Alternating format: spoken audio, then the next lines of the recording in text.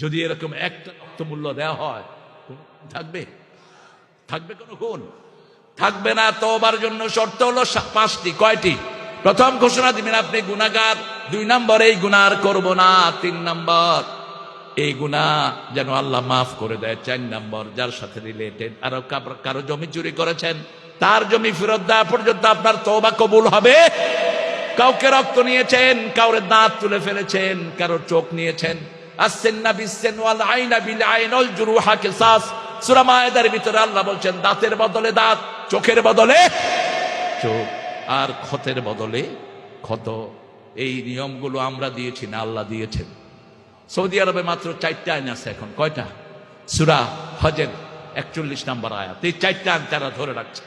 আল্লাযীনা ইম্মাক্কান্নাহুম ফিল আরদ আকামুস সালাত ওয়া আতাউয যাকাত ওয়া আমারু বিল মা'রুফ ওয়া নাহাউ আনিল মুনকার ওয়ালিল্লাহি আকিবাতুল উমুর।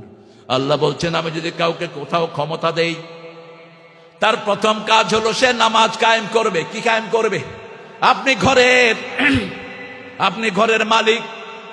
যেমন আলমের 3টা ছেলে। কয়টা?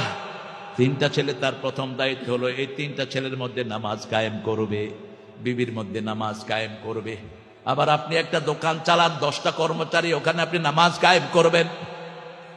আপনি মেম্বার হয়েছেন, নামাজ কায়েম করবেন। কার আইন? এখন মেম্বারিতে নামাজই পড়তে পারে না, এরকম মেম্বার আছে না নাই? চেয়ারম্যানকে বানায় দিবেন ইউনিয়নের বড় মসজিদের ইমাম। থাকবে তো মুসল্লি? কথা কোন নাকি? এখন থাকবে? এখনো থাকবে না। আরে এমপি সাহেব তো নামাজ, কোন এমপি, আমাদের এই যে প্রাক্তন এমপি যারা ছিল, মিল্লাত হয়তো নামাজের ইমামতি করতে পারবে। আর নাজমুল হক সাইদি যদি এমপি হয়, তারাবি না, ও বাইতুল মোকাররমের খতিব হওয়ার মতো উপযুক্ত।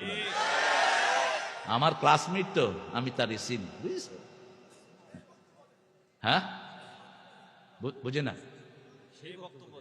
তাই তোমার পছন্দ হয়েছে? আল্লাহ কবুল করুক, আল্লাহ কবুল করুক।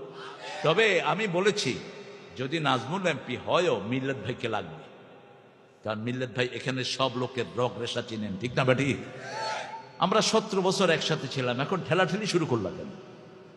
কি জন্য ঠেলাঠেলিটা হবে আমি সেটা জানতে চাই। কেন? দুনিয়ার জন্য? তোমরা দুনিয়া খাও, আমাদের কোনো আপত্তি নাই। শুধু আমাদের আপত্তি এক জায়গায়, পার্লামেন্ট চলতে হবে কার আইনে? কার আইনে? জামাতের যিনি আমির, কি নাম জানি না, এবারটা কি কইছে? কি কইছে এবারটা বলছে আমরা পার্লামেন্টে যেতে চাই না, আমরা মন্ত্রী হতে চাই না, আমরা পার্লামেন্টের কোনো সুবিধা নেব না, সরকারি কোনো গাড়ি নেব না, আমরা চাই কোরআনের আইনে দেশ চলুক। ঠিক না ঠিক? এটা যারাই চালাবে তাদের পিছনে আমরা আছি না নাই? মসজিদে যেমন কোরআন পড়ি, আমরা পার্লামেন্টে কোরআন পড়বো।